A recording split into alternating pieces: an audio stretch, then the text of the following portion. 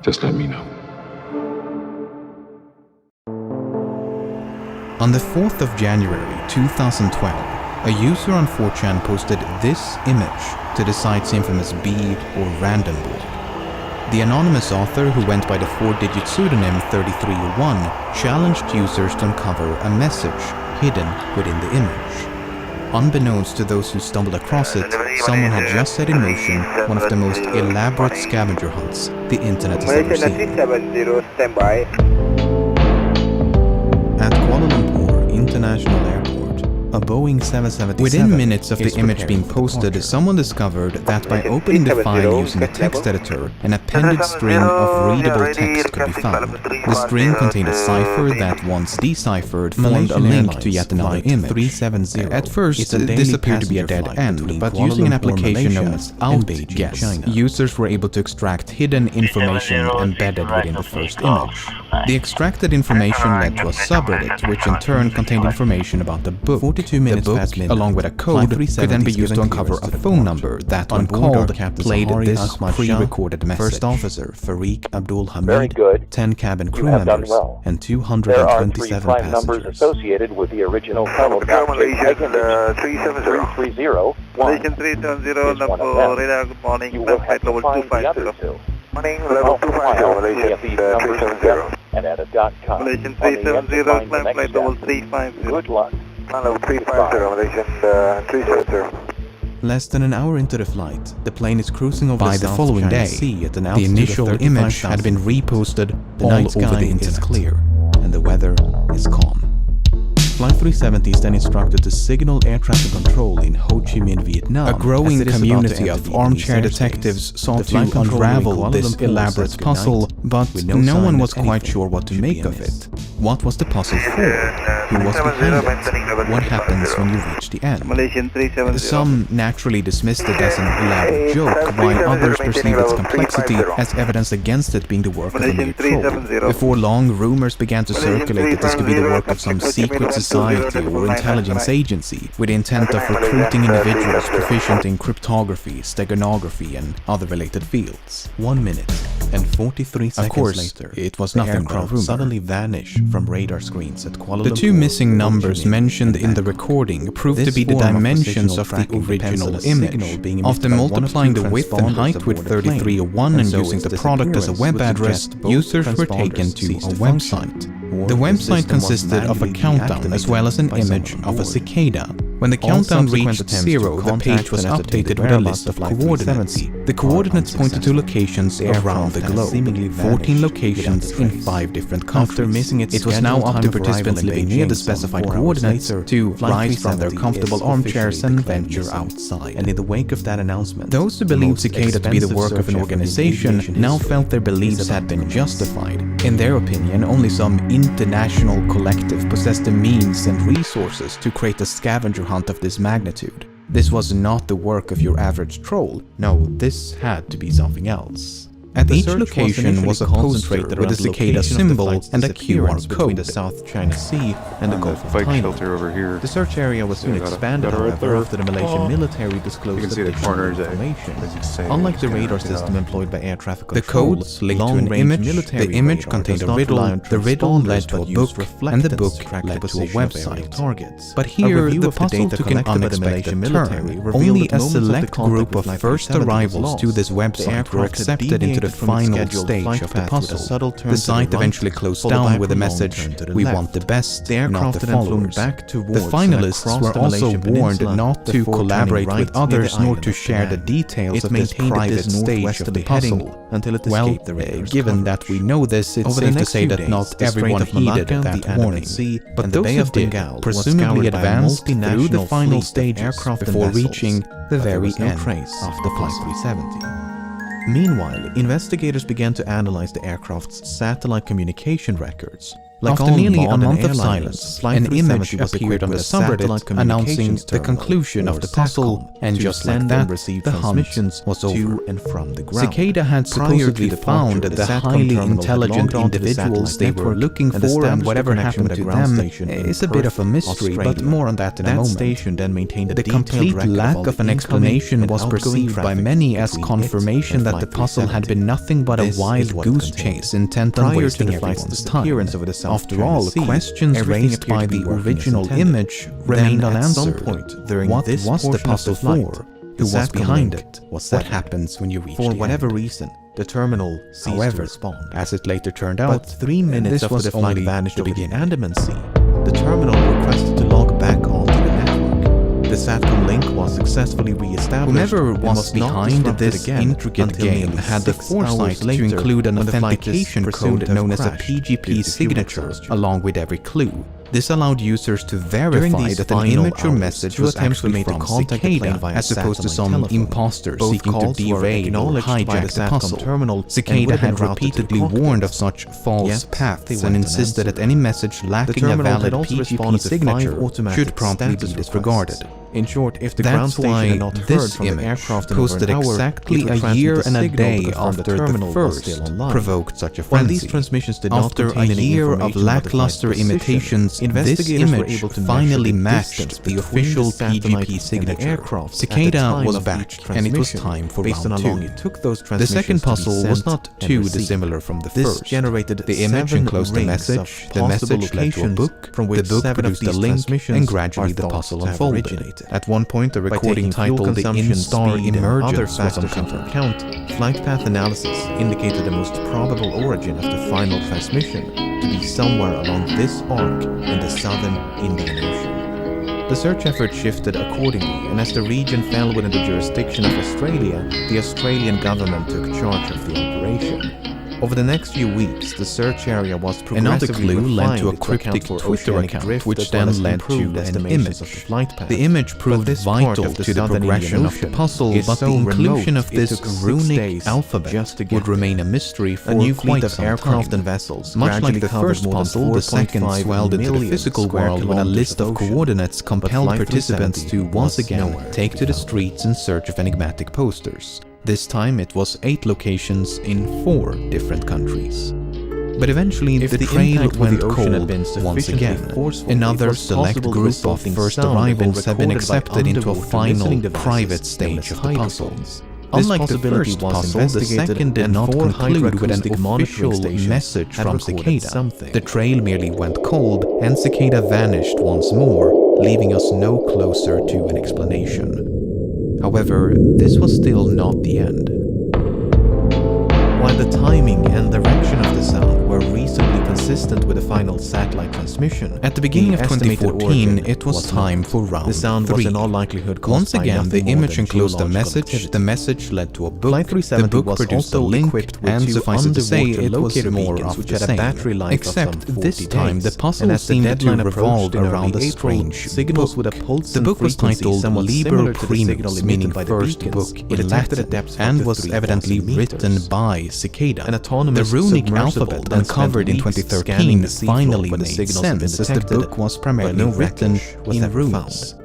Even so, the meaning of the translated Nothing would pages be found were until more than cryptic at 16 best. months The book later, consisted when of the various discovery was made on the philosophical and opposite ideological side of the ideas and Indian Ocean. appeared to be their On the manifesto. 29th of July Many have since 2015, compared the a strange group of writings people were to cleaning that up of a beach in Reunion, Nevertheless, a small the island book to the also east of comprised a Madagascar, myriad of when they clues stumbled upon and this codes. 2-meter-long For example, metallic this object page advised covered in participants to barnacles. seek out a Aviation website on the experts deep quickly web, identified but the the site object as a remains section of an undiscovered. aircraft wing. Another known as a page led to a flaperon. website Upon containing closer yet another inspection, recording internal titled markings, including dates and Interconnectedness. serial numbers, conclusively ascertained the flaperon belonged to Flight 370. Even though Reunion Island is some 4,000 kilometers west of the search area, and more than a year had gone by since the flight disappeared, the location was consistent with simulations of debris dispersal patterns.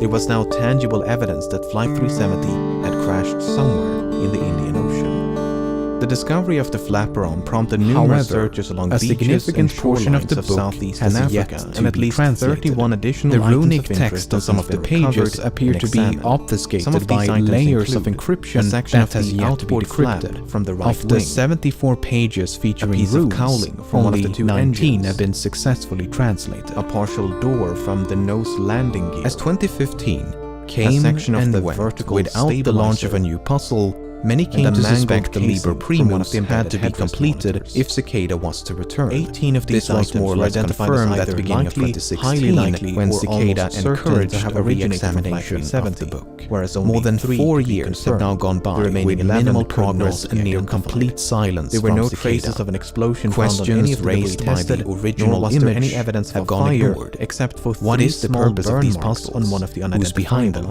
items. What happens when you reach The search the for debris end? was further aided by Earth observation satellites. Analyses of satellite imagery from March of 2014 uncovered a number of images which appeared to feature man-made objects floating on When or the just below initial the surface image appeared in on the southern 4chan Indian back in Ocean. 2012, However, many the images assumed were not Cicada nearly sharp 3301 enough to be an resolve any alternate identifiable reality markings, game designed and by a multiple corporation searches to promote a new notwithstanding, service this or debris was product. never For recovered. example, A Microsoft satellite developed image an taken elaborate mere hours ARG after back the in final 2001 transmission to promote also the film captured what artificial appeared to be a intelligence, and a contrail similar some viral distance marketing away from the campaign was search used to area. promote the A release of later Halo analysis, 2. however, concluded But that the it was release most of likely a subsequent shadow puzzles from a and the somewhat complete linear lack cloud of formation. commercialization has more or less eliminated that possibility.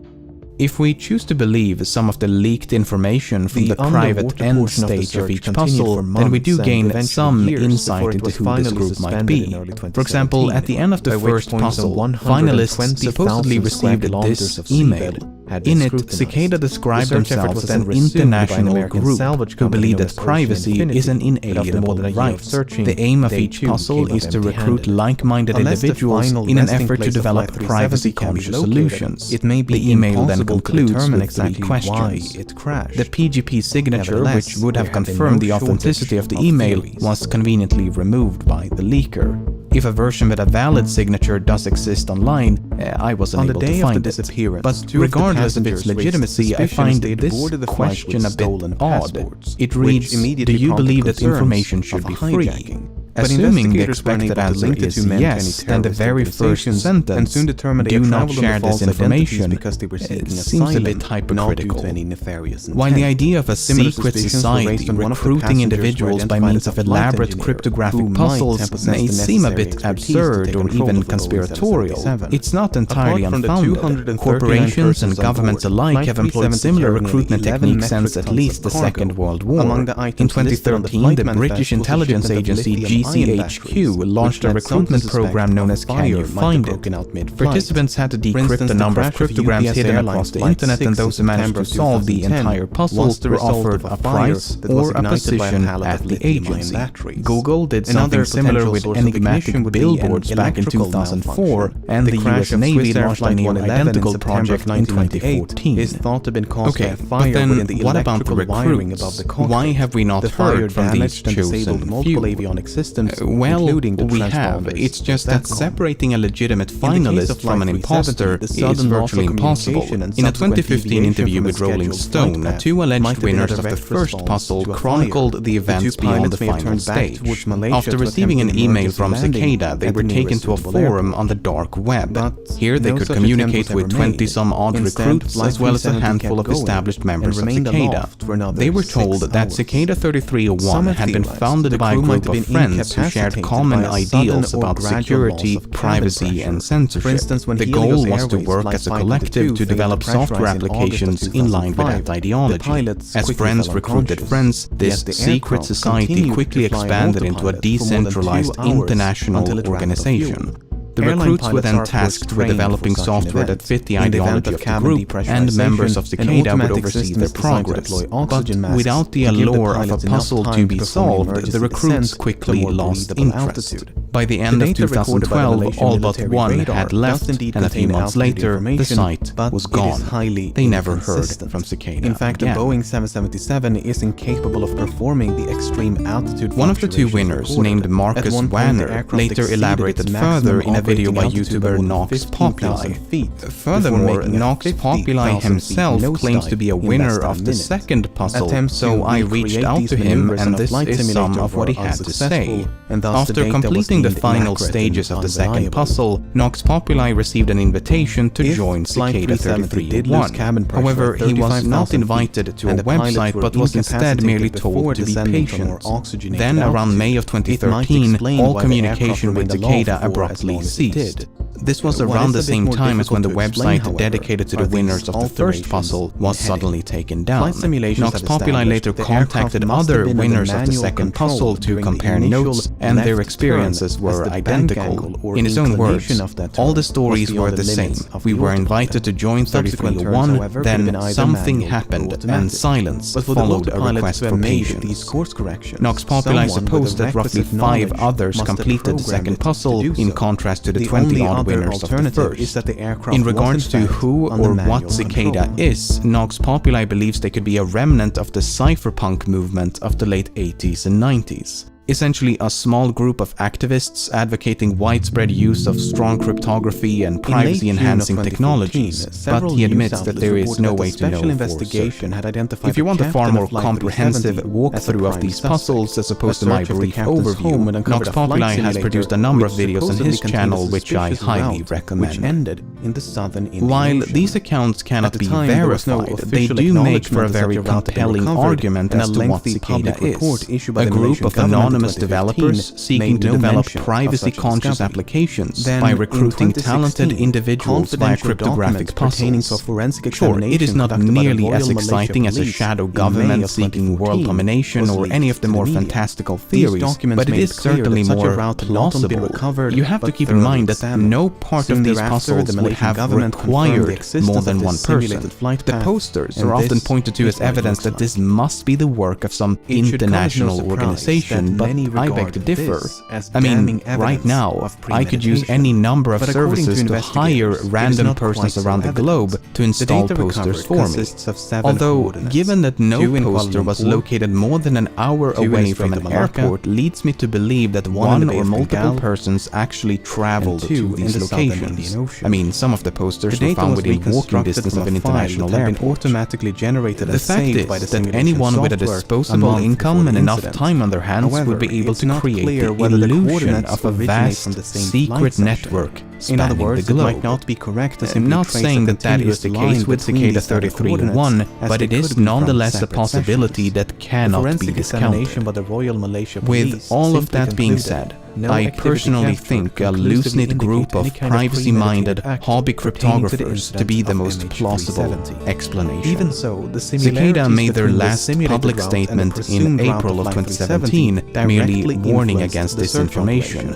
But the current status of the third puzzle and the possibility of a fourth remains clouded by gliding the aircraft off the fuel exhaustion. If so, the plane could have traveled an additional 200 kilometers. Alternatively, the range could have been reduced by a controlled ditching prior to fuel exhaustion. While ultimately deemed unlikely, these two scenarios did affect the search effort. If the captain steered Flight 370 off course with the intention of crashing in a remote part of the southern Indian Ocean, his motive is an even greater mystery. Sahari Ahmad Shah was 53 and married with 3 children. He had more than 18,000 hours of flight experience and a spotless track record. Investigators found no evidence of financial issues, and his monthly expenses before the disappearance indicated nothing unusual. He had no history of mental illness, nor had he displayed any recent changes in lifestyle or behavior. He was raised on the island of Penang, which has led some to speculate the flight's second turn to the southwest of Penang was the captain getting a final view of his hometown. Some believe a hijacking could have been politically motivated, as Sahari was an avid supporter of a democratic opposition leader who was sentenced to 5 years in prison mere hours before Flight 370 took off. Others point to unconfirmed reports of marital issues, but this is contradicted by the official investigation and disputed by family members. The only real inconsistency noted by the final report is that the captain failed to repeat the assigned radio frequency during the last verbal communication. Malaysian 370, contact Ho Chi Minh 120.9. Good night. Good night, Malaysian 370. It would have been standard procedure to repeat the assigned frequency as the captain had correctly done a few minutes prior. 370, contact Lampu Radar 1326, good night. Alright, 1326 Malaysian 370. Whether this omission is indicative of anything but a mistake is anyone's best guess. By all accounts, Captain Sahari was an affable and well-respected pilot who was passionate about aviation, as evident by the photos and videos he shared on social media. Hi everyone, this is a YouTube video that I made as a community service after learning. The co-pilot was found to be even less conspicuous. Farik Abdul Hamid was only 27 and due to marry a fellow pilot. He had nearly 3,000 hours of flight experience, although only 39 hours in this type of aircraft. Much like Sahari, Farik had no financial, mental or interpersonal issues of note, nor was there any evidence of conflict between the two of them. Some questioned the plausibility of a pilot-instigated hijacking due to the apparent lack of interference by the other pilot. Well, when Ethiopian Airlines Flight 702 was hijacked by the co-pilot in February of 2014, he did so by merely waiting for the captain to take a bathroom break before locking the cockpit door behind him. The co-pilot was then free to divert the Italy-bound flight to Switzerland to seek asylum.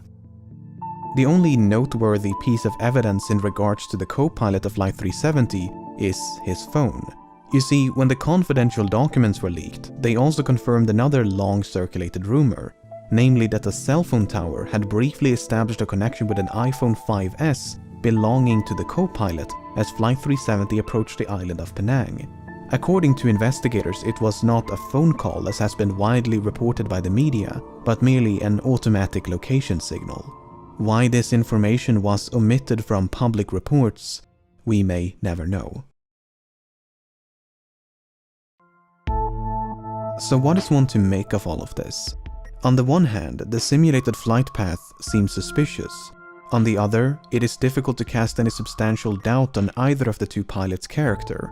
It is equally difficult to deny a hijacking is consistent with the available evidence.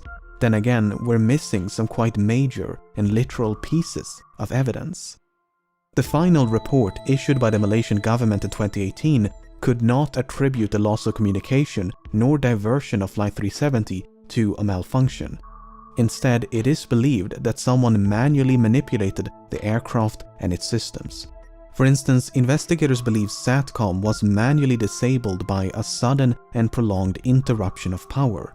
Then, once power was restored, the terminal simply rebooted. Likewise, the alterations in heading are believed to be the result of manual inputs. With that being said, the uncertainty of these findings are repeatedly emphasized due to the limited evidence available, and the report does never explicitly state the flight was hijacked. In fact, no real conclusion is reached. Both the Malaysian and Australian government agree that Flight 370 crashed in the southern Indian Ocean, but that the cause is indeterminable without the wreckage, the location of which has managed to elude some of the foremost aviation experts in the world, as well as an impressive arsenal of cutting-edge technology for more than half a decade. Authors, aviation experts, and independent investigators have all chimed in to offer their own thoughts and theories as to the nature of the crash and the location of the wreckage. Some believe there was no crash, but that the aircraft was shot down by an American naval base in the middle of the Indian Ocean. The satellite transmissions were then supposedly forged as part of a massive cover-up. Others believe the aircraft turned right towards India and traveled as far north as Kazakhstan, completely undetected. Debris was then supposedly planted along shorelines of southeastern Africa as part of a massive cover-up. Another theory suggests the aircraft was remotely hijacked and controlled by someone on the ground. While Boeing and other companies have experimented with technology that would allow for an aircraft to be remotely controlled, no commercial airliner is known to be outfitted with such a system. On the less conspiratorial side, the assumption that Flight 370 flew in a straight line and at a constant speed after turning left towards the southern Indian Ocean might simply be incorrect. In early 2018, a French team of independent investigators proposed an alternate flight path, whereby an attempted landing on Christmas Island led to a crash site much further north than the region identified by the official investigation. While a surface search of this area was conducted about a week after the disappearance, the underwater phase never reached this far north.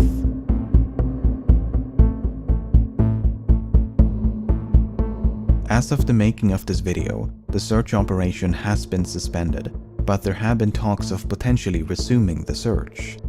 For now, it seems, the vanishing of Flight 370 will remain a mystery.